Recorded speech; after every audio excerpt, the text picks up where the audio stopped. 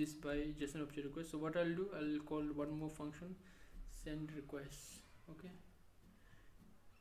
or else you can write send push notification. Okay, you can write any name here.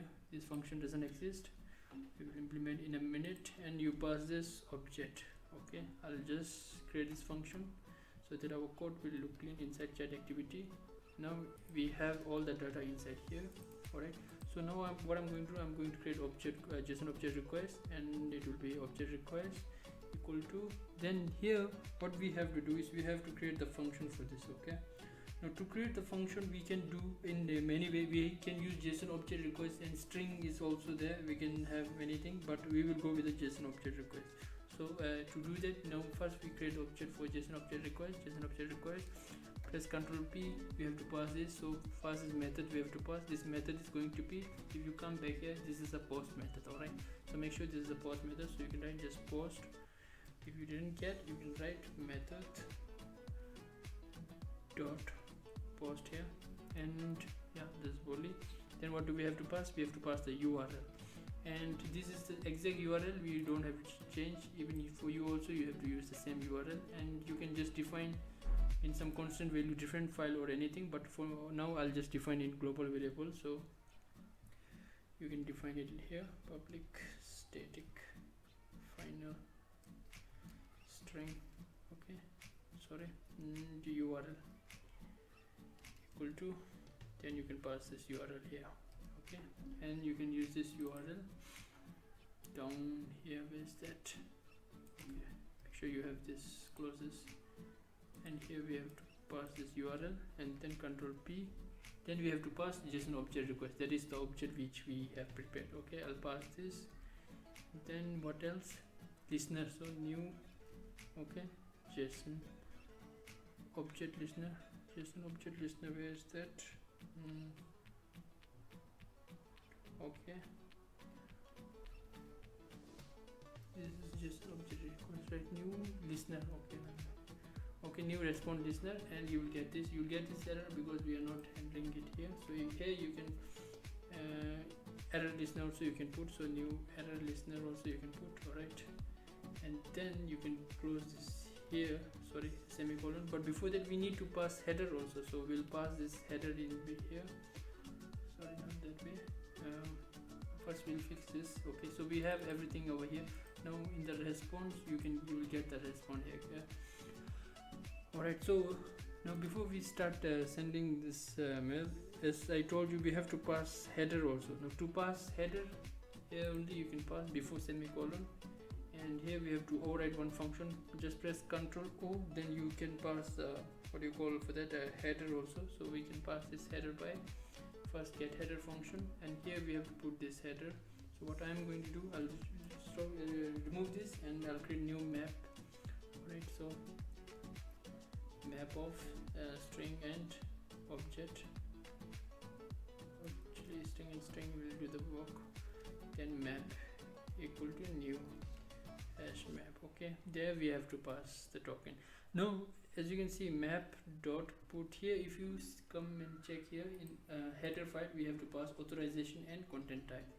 So put, so make sure we have this authorization.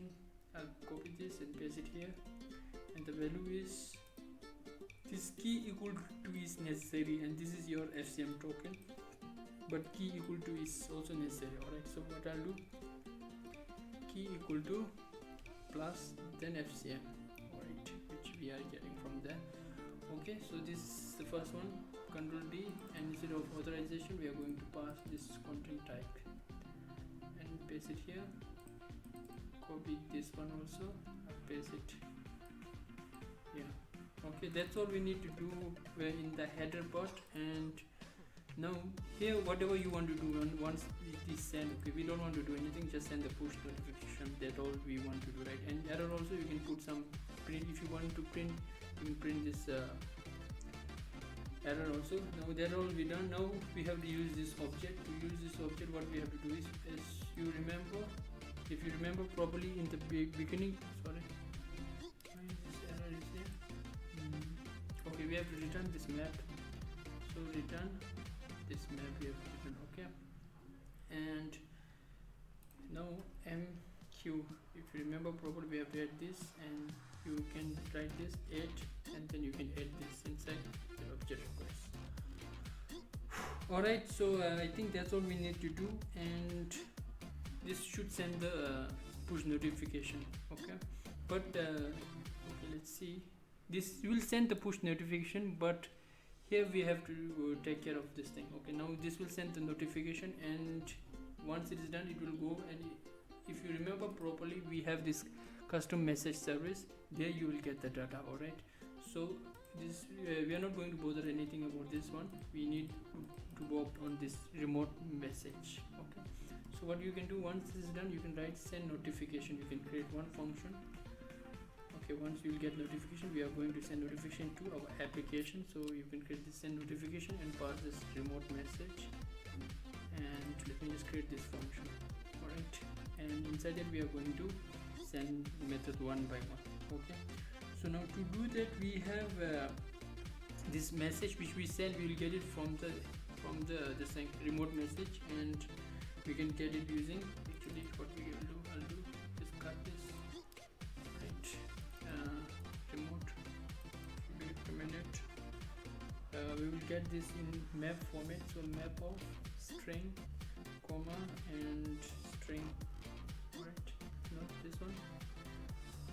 Okay, string, and then you can write response or anything like that, equal to, just import this, and then remote message dot get data.